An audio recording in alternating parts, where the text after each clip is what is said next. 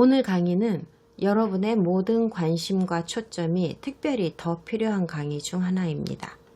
그리고 단언컨대 여태껏 저한테서 들은 그 어떤 얘기보다 더 여러분을 혼란스럽게 만들 것입니다.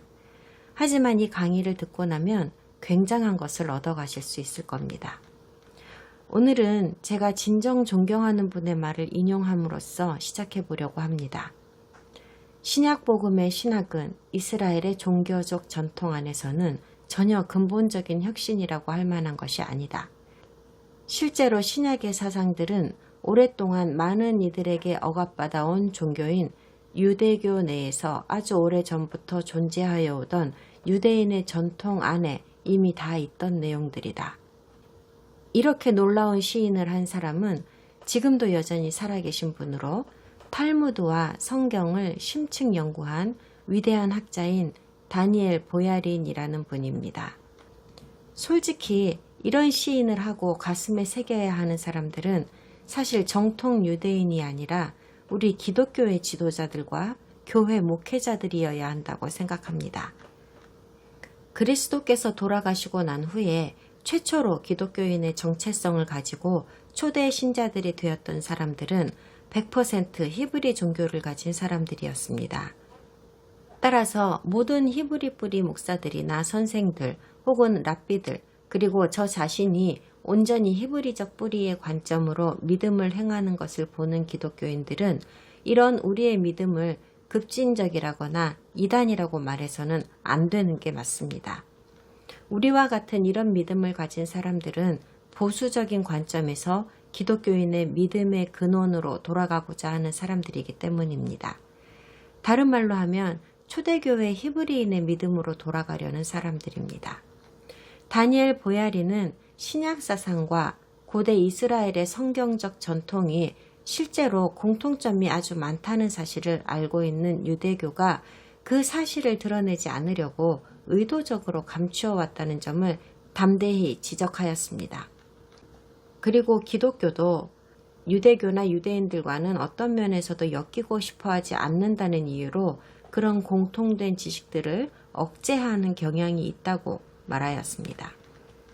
지난 1800년 동안 다수의 제도적 기독교 조직 내에서는 부인하고 싶어 해온 이슈이지만 사실 히브리어 성경에 적힌 히브리인이라는 인류의 시작에 대한 기록은 우리 기독교인에게도 굉장히 소중한 유산입니다. 보야린 교수님은 칼 버클리 등지에서 가르쳤는데 지금까지의 그의 공식적인 입장은 자기는 유대인 메시아를 믿는 기독교인, 즉 메시아닉 유대인은 아니라는 것입니다. 자기는 이스라엘의 하나님을 믿는 정통 유대인이지만 그럼에도 불구하고 모든 성경과 특히 신약에 대하여 열린 마음을 가지고 있다고 하였습니다. 그가 이룬 많은 업적으로 인해서 저는 개인적으로 그분에게 많은 빚을 졌습니다. 오늘 우리가 보는 내용도 그중 하나입니다. 그의 연구의 성과로 인하여 오래된 전통과 견고한 문화적 믿음의 배경을 연구하여 값진 저서를 기술한 수많은 기독교인들과 유대인 랍비들의 작품들이 세상에 빛을 보게 되었고 기독교와 유대교에서 오랫동안 굳건히 붙들어온 신학들과 교리들이 본래 어디에서 어떻게 오게 된 것들인지 그 베일을 벗기고 그 의의를 재발견할 수 있게 되었습니다.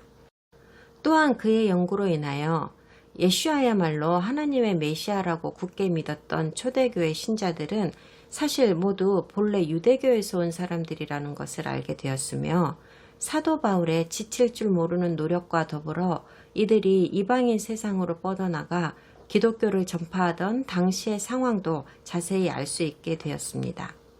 또한 기독교 그 자체가 어떻게 형성되었는가 하는 것과 오늘날까지 어떤 과정을 거쳐서 발전되어 왔으며 또 어떤 모습들을 가졌었는지 등등도 모두 알 수 있게 되었습니다.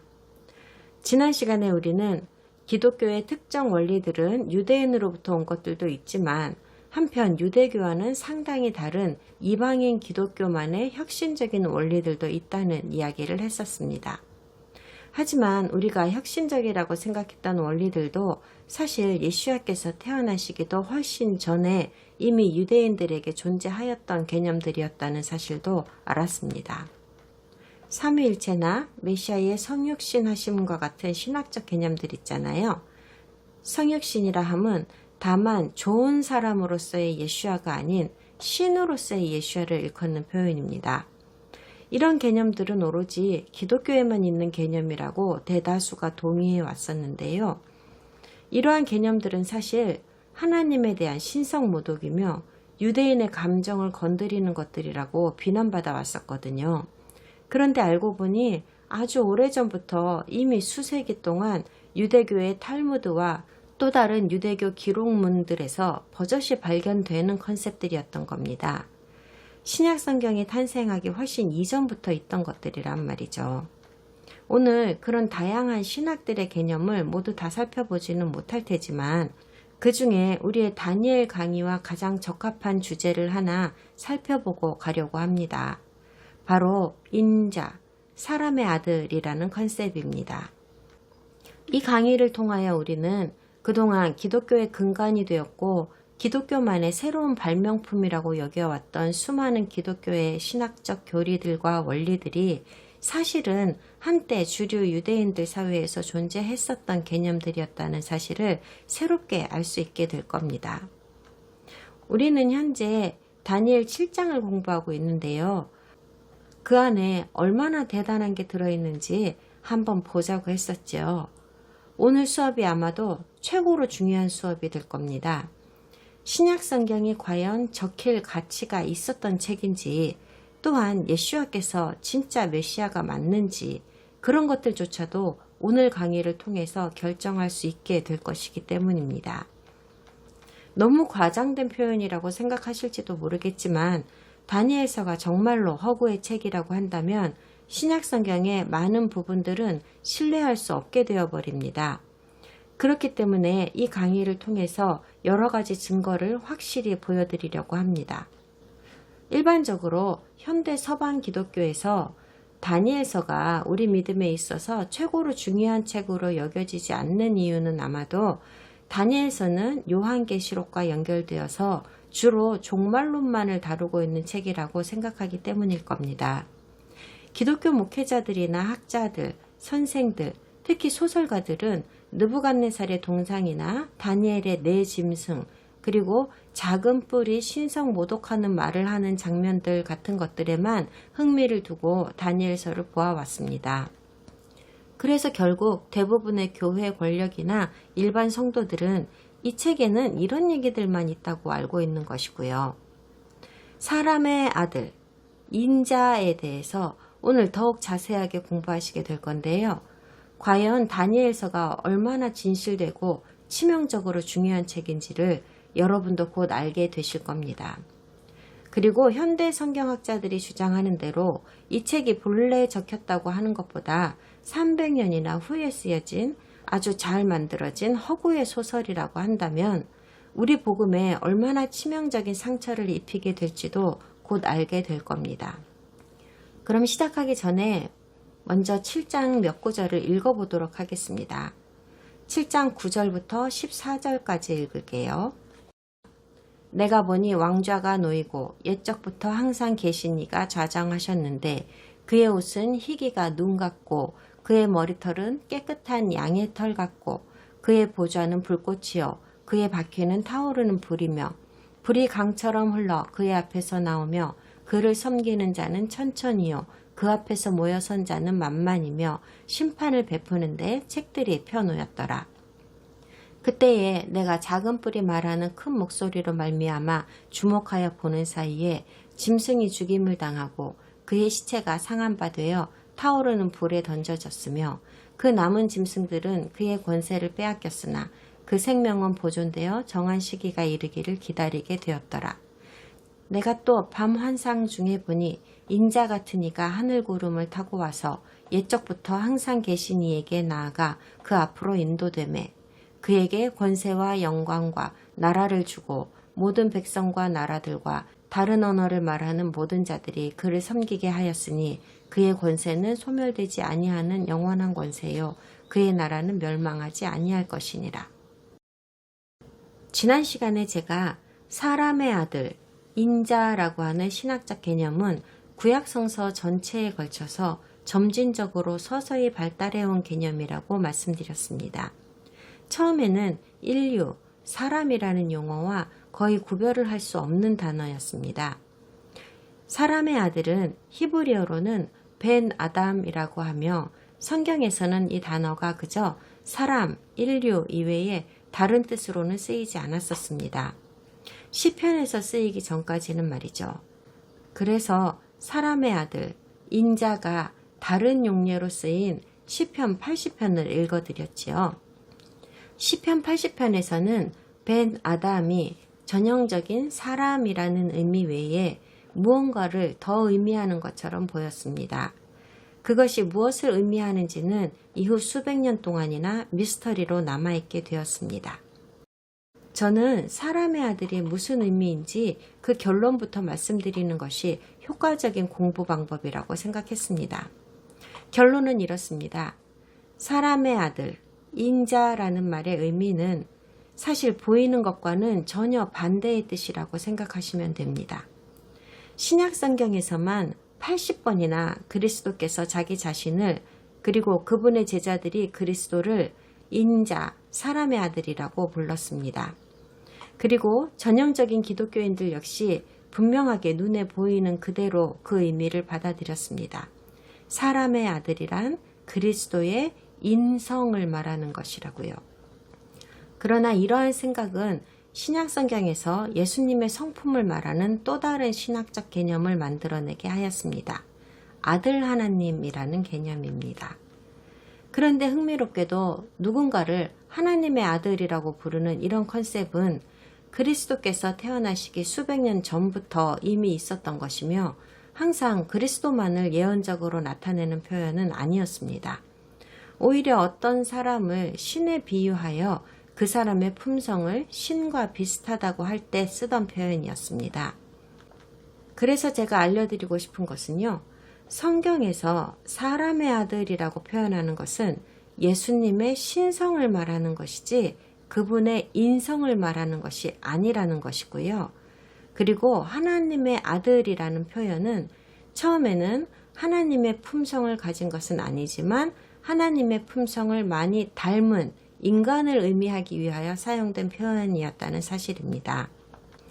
그런데 신약이 생기면서부터는 이 용어들의 의미가 달라지게 되었습니다. 이 용어가 얼마나 중요하길래 이렇게 복잡한 연구를 해야 하는 걸까요? 이 연구는 예슈아의 일생과 그분께서 보내신 시간을 이해하는 데 크게 도움이 되기 때문입니다. 그분께서 자기 자신을 무엇라 부르며 드러내셨는지, 다른 유대인들은 그분이 살아계실 때에 그분을 어떻게 보았는지를 이해하는 데 아주 큰 도움이 되는 연구입니다. 이 연구를 진행하였더니 영감으로 주신 신약의 여러 주제들을 통하여 이제껏 우리가 유추해온 여러 추정들과는 정반대되는 결론이 나와 버렸습니다. 이게 다 무슨 이야기인지 지금부터 차근차근 설명해 보겠습니다. 먼저 기독교에서도 늘상 사용하는 단어인 메시아라는 단어부터 보겠습니다. 히브리어로는 마시아크입니다. 그리스어로 번역하면 크리스토스입니다. 그리스어에서 영어로 번역되면서 크라이스트, 그리스도가 된 것입니다. 메시아는 히브리어 마시아크를 영어식으로 발음한 것입니다. 그러므로 마시아크, 크리스토스, 그리스도, 메시아는 모두 같은 말입니다. 제가 깊이 설명할 필요도 없을 것 같습니다.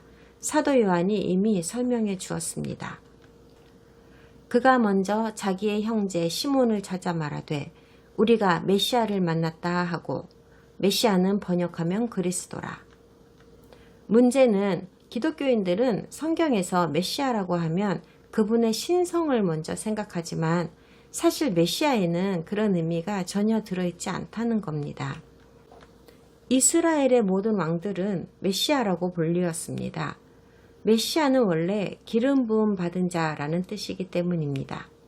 이스라엘의 모든 왕들은 대관식에서 머리에 기름 부음을 받습니다.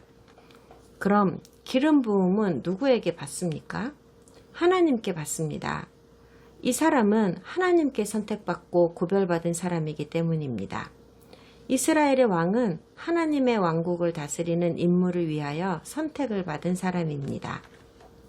사무엘상 10장에 보시면 사울이 기름 부음을 받는 이야기가 있습니다. 또한 성경에는 특별히 다윗, 솔로몬, 예후, 요아스, 여호아하스가 기름 부음 받는 이야기가 기록되어 있습니다. 그러므로 이들이 모두 기름 부음 받은 자, 즉 메시아였던 겁니다. 성경에 기록된 모든 이스라엘 왕들이 다 기름 부음을 받았을 것이라고 추정할 수 있습니다.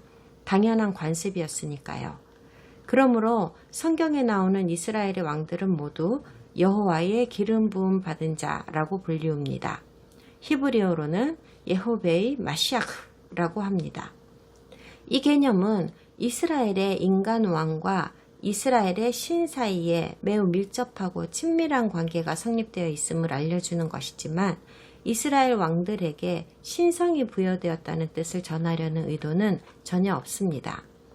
그러므로 마시아흐, 메시아, 크리스토스, 그리스도라는 것은 일반적으로 이스라엘과 유다의 모든 왕들을 일컫는 말일 뿐이지 다른 의미는 없었습니다.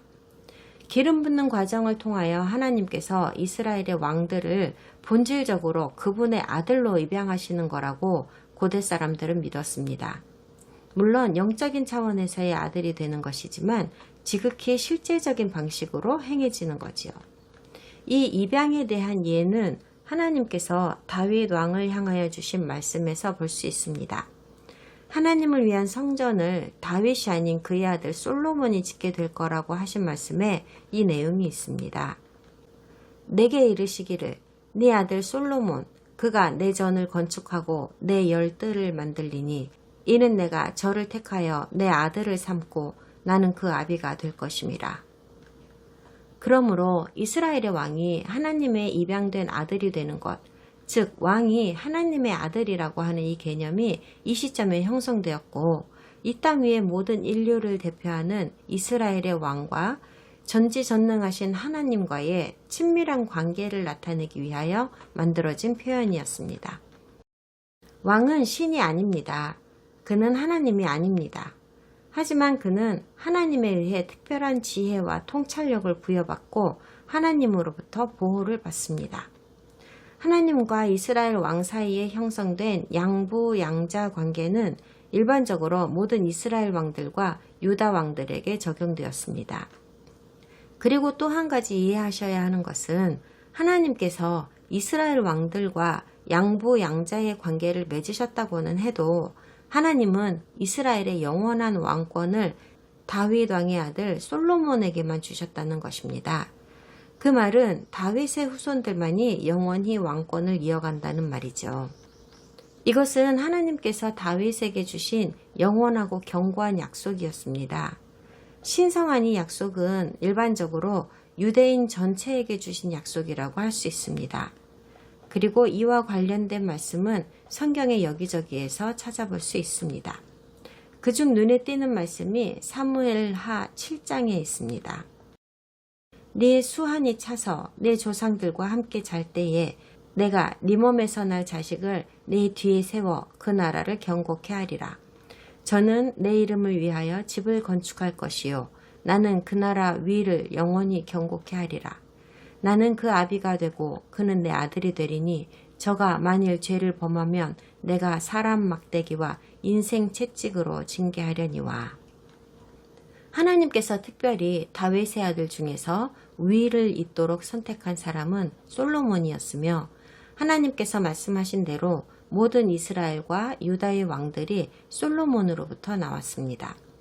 그러므로 그 당시 유대인들에게는 다윗을 시작으로 하여 그 뒤를 이은 솔로몬과 이스라엘의 왕으로서 하나님의 기름 부음을 받는 모든 하나님의 아들들은 반드시 다 다윗과 솔로몬의 혈통이어야만 한다는 개념이 생겨났습니다. 그런데 재앙이 닥치게 되죠.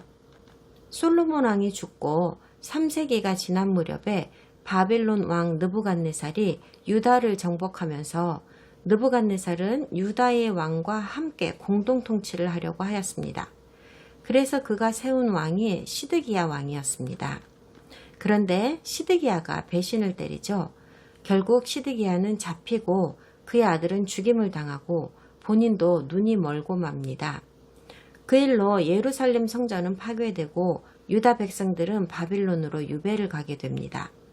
이 사건으로 인하여 이스라엘의 왕좌에 앉은 하나님의 기름 부음 받은 자들인 마시아흐의 시절은 끝이 나고, 또한 하나님께서 하나님의 아들인 다윗 왕조에 하신 약속도 끝이 나게 됩니다.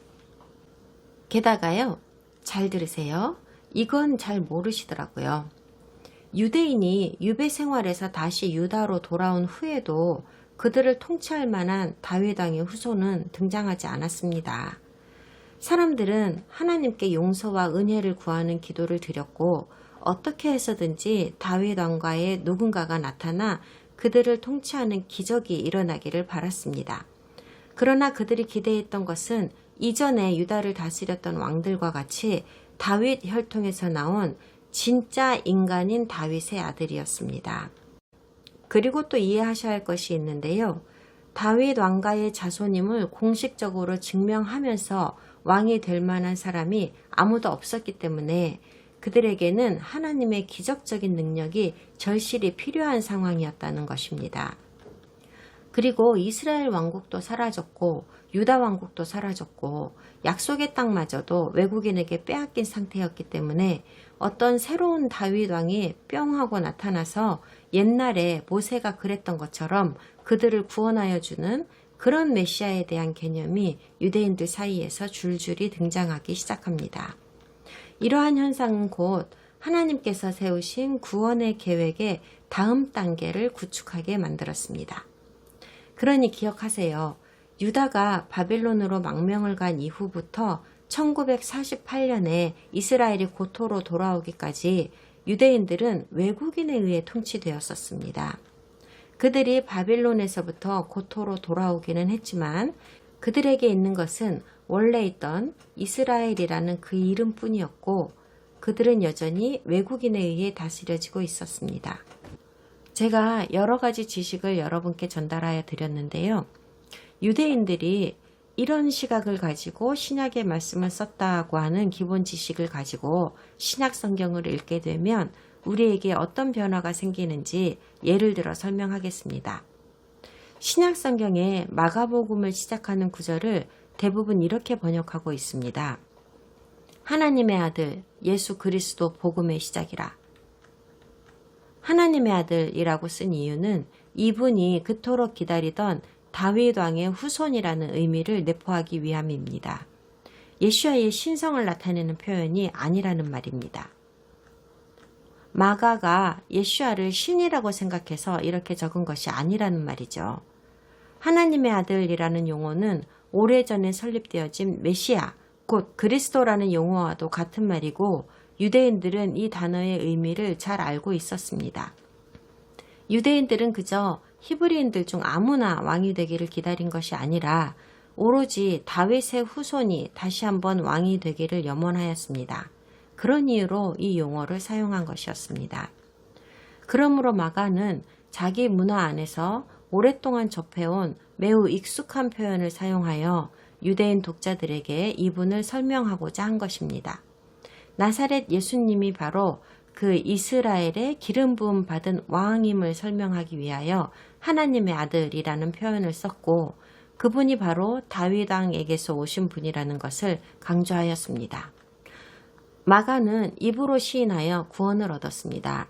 그러나 그는 이 새로운 왕의 신성을 깨닫고 나서 그의 복음서의 나중 부분에 가서는 예수와의 칭호를 하나님의 아들, 왕, 인간에서부터 사람의 아들, 인자, 신으로 바꾸게 됩니다. 사람의 아들이라는 용어는 예수님께서 그저 새로운 인간으로서의 다윗 왕의 후손이 아니라 그분이 신이심을, 그분이 바로 유대인들이 그토록 오래 기다려왔던 바로 그분이심을 의미하는 용어였던 겁니다. 그러면 사람의 아들이라는 이 용어가 구약 성경의 앞부분에서는 계속 사람이라는 뜻으로 쓰여오던 것이 언제부터 신성을 나타내는 말이 되었다는 말입니까? 그게 바로 여기 다니엘 7장인 겁니다. 반복하겠습니다. 유대인들이 바빌론에 있던 시절에 그들이 진정 소망했던 구원자의 타이틀을 처음으로 사람의 아들이라는 말로 언급하게 되었는데요. 다니엘 7장 13절이 바로 그 구절입니다. 여기에서 그분의 신성이 사람의 아들, 인자라는 용어로 처음으로 소개되었습니다. 자, 이 모든 것을 기본 지식으로 하여 이제 사람의 아들이라고 묘사되어 있는 다니엘 7장 13절을 자세하게 보시겠습니다. 다니엘 7장 13절에서 신성을 가진 인물이 2명 소개됩니다. 옛적부터 계신 이와 사람의 아들, 인자 같은 이입니다. 사람의 아들 같은 이가 하늘 구름을 타고 오시고 14절에서 옛적부터 계신 이이신 하나님께서 그에게 이 땅 위의 모든 이들을 다스릴 통치권과 영광을 주십니다. 게다가 이 통치권은 영원히 남에게 넘어가지 않는 통치권이라고 말씀하십니다. 통치권이 영원하다라는 것만으로는 충분한 증거가 되지 않을지 몰라도 사람의 아들이 하늘 구름을 타고 오신다는 말로 확실하게 그분이 신이시라는 것을 알 수 있습니다. 성경의 어디에서나 하늘의 구름과 관계되는 존재는 반드시 신적 존재였습니다. 사람은 아니었습니다. 이제 아주 확실히 말씀드립니다. 다니엘은 신성한 예언의 환상을 받았는데 그것은 점진적인 계시의 말씀이었습니다. 지구가 요동치는 대격변을 겪게 되고 인류 역사가 변화하게 될 엄청난 말씀이었습니다. 그는 미래의 신성한 메시아에 대한 환상을 받았습니다. 그러나 그는 깨닫지 못했습니다. 이스라엘의 종교적 지식에서 완전히 새로운 신학 하나가 바로 여기 다니엘에서 탄생하게 되었습니다. 어떤 신학적 개념 하나가 수세기 동안 히브리 문화 안에서 싹트고 있었지만 바로 이 순간에 획기적인 단계에 도달하게 된 것이죠. 이스라엘의 하나님인 여호와로부터 직접 인자라는 타이틀을 받은 신이 사람의 모습을 하고 있다는 말도 안 되는 놀라운 신학입니다. 이러한 개념은 이방인들에게는 그다지 놀랄 일이 아니었습니다. 이방인들은 그들의 신이나 여신을 언제나 사람의 모습이라고 생각하고 있었으니까요. 하지만 이스라엘 사람들은 그러한 생각을 하는 것만으로도 하나님을 경멸하는 우상숭배라고 생각하고 있었고 실제로 그 때문에 여러 차례 벌을 받아 왔었습니다. 그런데 지금 다니엘은 분명히 자기가 받은 환상이 하나님께로부터 온 것이라는 걸 알고 있는데 하나님은 오래전에 그분께서 직접 그어두신 절대로 넘지 말아야 할 그 선을 지금 스스로 넘어버리신 겁니다. 조금 후에 15절부터 읽어보면 알게 되기는 하지만 지금으로서는 다니엘이 자기가 보고 있는 장면을 이해하지 못하고 있습니다. 하나님의 거룩한 시종이 와서 그 의미를 이야기해 줄 때도 제대로 이해할 수가 없었습니다. 모든 것이 너무나 충격적이고 슬프기까지 했습니다. 하나님께서는 다니엘에게 이 환상을 봉하라고 말씀하지 않으셨는데도 그는 남들에게 말을 할 수가 없었습니다. 어떻게 말할 수가 있었겠습니까? 눈으로 본 자기에게도 말이 안 되는 일인데 다른 유대인들에게 어떻게 설명을 할 수가 있었겠습니까? 그래서 그는 이 환상을 그저 신비한 것이라고 그의 가슴에 묻어버리고 적어두기만 하였던 겁니다. 다니엘이 본 예언적 환상 속의 그 인물은 하나님의 기름 부음 받은 자, 곧 메시아인 이스라엘의 왕이었습니다. 다니엘은 이분을 사람의 아들, 인자라고 이름했고 우리는 이분이 신약성경에서 나사렛 예수라고 불리운 분이라는 사실을 알고 있습니다. 그리고 다니엘은 우리에게 이분의 특성을 몇 가지 알려줌으로써 그분의 정체성을 알 수 있게 해주었습니다. 그 특성들은 먼저 그가 사람이라는 점과 하지만 그가 신이기도 하다는 점입니다. 그리고 그가 구름을 타고 오신다는 점과 그가 저 높은 곳에서 옛적부터 계신 이, 곧 여호와의 오른편의 왕좌에 계신다는 특성입니다.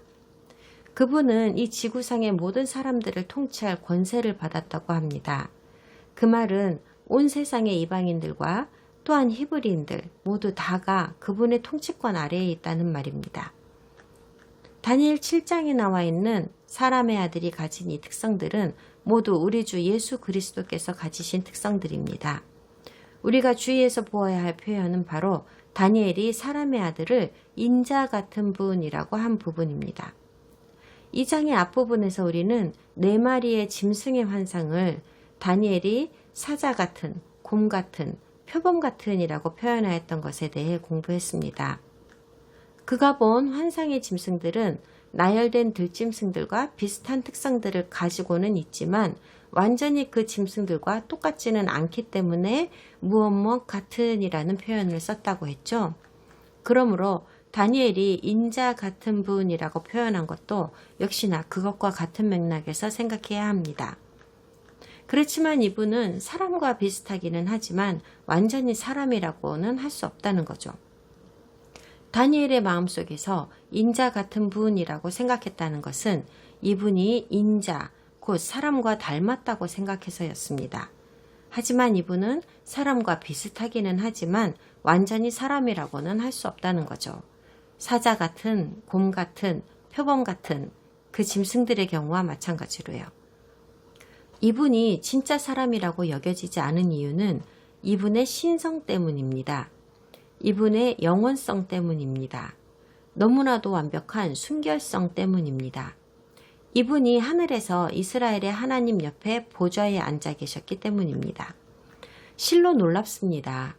비록 성경에서는 인자라는 표현이 일반적으로는 사람을 나타내는 말이기는 합니다만 이중적인 의미를 지닌다고 했죠. 하지만 여기에 등장하는 인자라는 이분은 정말로 특별하고 신비로운 존재였던 겁니다. 우리가 이방인의 신들도 신이라고 하고 여호와 하나님도 신이라고 하는 것과 별로 다르지 않은 맥락입니다. 이 단어도 이중적인 의미로 쓰이죠. 문맥을 보면 어떤 신을 말하는지 알 수 있습니다. 신이라고 다 같은 신이 아닙니다. 이제 사람의 아들이라는 이분의 또 다른 특성을 하나 더 보시겠습니다. 논쟁의 여지가 많은 특성입니다. 많은 사람들이 사용해온 묘사 방식 때문에 논쟁이 끊이지 않고 있는 특성인데요. 다수의 훌륭한 학자들과 신학자들, 유대인들과 기독교인들이 1800년 전부터 다니엘의 이 환상으로부터 늙은 하나님과 젊은 하나님이라는 두 개의 하나님을 만들어냈습니다. 어떤 학회에서는 인자는 옛적부터 계신 이보다 더 젊은 이미지를 가진 신이다 라고 묘사하기도 하였습니다. 우리가 만약 다니엘의 환상을 적힌 그대로 받아들인다면 그래서 사람의 아들이라고 적힌 묘사를 예수 그리스도의 신성이라고 생각한다면 우리는 정말 늙은 하나님과 그 옆에 계시는 젊은 하나님 이렇게 두 분이 서로 다른 존재라고 보아야 합니다. 그래서 우리는 그리스도의 본성과 그분의 특성과 그분의 실체가 하나님과 어떻게 연결되어 있는가 하는 방식으로 접근해 볼 겁니다. 이 사안에 대하여는 너무나도 많은 신학적 교리들이 만들어졌습니다. 삼위일체 교리도 그중 하나입니다. 하지만 삼위일체 교리로도 이 미스터리를 온전히 설명할 수가 없습니다. 삼위일체의 세 구성원이 각각 어떻게 기능하는가에 대하여 수많은 견해가 있습니다. 삼위일체의 구성원은 아버지 하나님, 아들 하나님, 성령 하나님으로 구분하죠. 일반적으로는 융합의 정도와 이 셋을 조화시키는 방법에 대한 것이 변수라고들 합니다. 예를 들면 어떤 기독교인들은 예수님이 바로 하나님 그 자신이시며 그분의 인성은 그저 신기루였을 뿐이다 라고 말합니다. 그러나 그분께서 사람의 모습을 하고 계셨던 것은 성경의 천사들처럼 유령과 같은 상태에 계셨던 것이라고 말하는 겁니다. 어떤 사람들은 그분은 진짜 피와 살을 가진 사람으로 태어나셨지만 나중에 침례를 받은 후에 신으로 변하신 것이다 라고도 합니다. 이것은 어떤 강력한 신의 힘으로 한낱 인간도 신이 될 수 있다고 하는 그리스 신화에서 온 발상입니다. 또 다른 사람들은 그분이 온전한 사람이었지만 성령이 그분 안에 계심으로 해서 이제껏 존재한 적이 없는 엄청난 능력을 가진 분이 된 것이며 누구든지 충분한 믿음만 가지면 이와 같이 될 수 있다라고도 말합니다. 로마 캐톨릭이 만들어지기 전부터도 이러한 논쟁들은 계속되고 있었습니다. 제가 지난 시간에 여러분이 인식하든 못하든 간에 대다수의 교회들에서는 젊은 인자와 옛적부터 계신 이를 따로 분리하여 옛적부터 계신 이는 구약의 하나님이고 젊은 인자는 신약의 하나님이 되었다는 의식을 가지고 있다는 말씀을 드렸습니다. 이런 의식은 대다수의 기독교인들로 하여금 구약의 하나님은 엄격한 율법과 피의 제사와 분노와 죽음과 고통을 주시는 분이시지만 이분이 신약의 하나님으로 대체되면서 이제 하나님은 사랑과 자비와 생명이시며 자기 희생도 감내하셨고 예배자들에게 별도의 율법이나 규칙을 주지 않는 분이 되었다는 생각을 하게 만들었습니다. 그리고 그리스도의 본질을 이런 식으로 해석하게 되면서부터는 조금이라도 다르게 해석하는 사람들은 이단이라고 손가락질하게 되었습니다. 그런데 솔직히 이 주제는 최고로 어려운 주제입니다. 우리는 한낱 인간일 뿐이므로 우리의 사고는 매우 제한적이며 이 땅 위에 무엇으로도 하나님과 그리스도의 본질을 온전히 묘사할 수가 없는데 어떻게 이분을 쪼개기도 하고 합치기도 하면서 이분이 어떠한 분이라는 설명을 하는 겁니까? 성경에는 삼위일체와는 다른 해석이 나오게 하나님을 설명하는 구절들이 실제로 너무나도 많습니다. 그러니 너무 완고하게 하나의 교리만을 고집하고 남을 심판해서는 안 된다고 생각합니다. 오늘의 마지막 주제를 보겠습니다. 다니엘의 환상 중에 그 정체를 알 수 없는 존재가 있습니다. 옛적부터 계신 이에 가까이에 있는 존재입니다. 다니엘 7장 22절, 23절 그리고 27절을 다시 들어볼게요. 내가 보니 바로 그 뿔이 성도들과 싸워 그들을 이겼으나 마침내 옛적부터 계신 이가 오셔서 지극히 높으신 이의 성도들에게 심판을 주셨으므로 때가 이름에 성도들이 그 왕국을 소유하였더라. 왕국과 통치와 온 하늘 아래 왕국의 위대함이 지극히 높으신 이의 성도들의 백성에게 주어지리라. 그분의 왕국은 영존하는 왕국이며 모든 통치 권세가 그분을 섬기며 순종하리라. 뭔가 모순되는 단어가 있는 것을 보시나요? 14절에서는 분명히 하늘 구름을 타고 오신 인자에게 영원한 왕국이 주어진다고 했는데 이 구절들에서는 지극히 높은 이의 성도들에게 주어진다고 합니다. 바로 이 이유 때문에 유대인 랍비들과 현대 유대교에서 일반적으로 구름을 타고 오시는 인자와 왕국을 받게 되는 성도들이 같은 존재라고 말하게 된 겁니다. 그리고 유대인들의 관점에서는 거룩한 성도들이란 이스라엘 외에는 있을 수가 없으므로 인자는 곧 이스라엘이라고 하게 된 거고요. 그리고 어떤 의미에서는 그들의 주장이 정당합니다. 그런데 이런 질문이 나오지 않나요? 그렇다면 유대교에서는 하늘에서 하나님의 오른쪽에 앉았다가 구름을 타고 오시는 것이 이스라엘이라고 한다는 말인가요? 네, 그들은 그렇게 말합니다. 가도 너무 멀리 갔습니다. 이스라엘이 신이라는 말입니까? 그럼 또 이런 질문이 나오죠. 그렇다면 거룩한 성도들이란 누구를 말하는 겁니까? 랍비들이 이스라엘을 지극히 높으신 이의 거룩한 성도들이라고 말하는 데에도 일리는 있다고 생각합니다. 이방인들에게 짓밟힌 하나님께서 주신 왕국을 회복하는 것이 바로 히브리인이라는 이유에서 그렇습니다. 그리고 성경의 어디에서도 하나님의 거룩한 성도들이 이방인이라고 말씀하시는 곳은 단 한 군데도 없습니다. 그러므로 이방인이 아니라면 남는 것은 이스라엘 뿐입니다. 그렇지만 다니엘서는 분명히 종말에 대한 시나리오이기 때문에 우리는 이스라엘이라는 용어의 정의를 구원의 사역이라는 좀 더 넓은 의미에서 확인해야 할 필요가 있습니다. 성경은 우리 이방인 신자들도 이스라엘의 새로운 언약에 접붙임받은 이스라엘이라고 하시니까요. 바울의 로마서 11장에 나와 있지요. 그러므로 기독교 신자들도 영적 구원의 관점에서는 분명 이스라엘의 일원이라고 할 수 있습니다. 하지만 이방인 기독교인들이 육적으로 유대인이 되는 건 아니죠. 태생이나 정치적인 차원에서 현대 이스라엘 나라의 시민권을 가지게 되는 것도 아니니까요. 그러므로 저는 이 대목도 역시나 성경에서 계속하여 말씀하여 오시는 이중적인 구조로 보아야 한다고 생각합니다. 제가 양자공존의 평행원리, 즉 이중적인 실체라고 정의한 그것 말입니다. 모든 구원의 사역에는 영적인 면과 육적인 면이 항상 동시에 존재한다는 원리입니다. 성경의 7명절에서 보셨던 그런 것 말입니다. 그러니 다니엘 7장의 경우에는 인자가 구름을 타고 와서 세상 왕국을 받게 된다는 표현은 영적인 차원의 것이고, 거룩한 성도들이 왕국을 받게 된다는 표현은 육적인 차원의 것입니다. 사실 신약 성경에서도 이 일이 이중적인 차원에서 이루어진다고 설명하고 있습니다. 하나님의 나라가 온전히 이루어질 때 그리스도와 그분의 성도들이 함께 통치하게 된다고 성경은 말씀하십니다. 그것은 신실한 말이로다. 우리가 그분과 함께 죽었으면 또한 그분과 함께 살리라. 우리가 고난을 당하면 또한 그분과 함께 통치하리라. 우리가 그분을 부인하면 그분도 우리를 부인하시리라.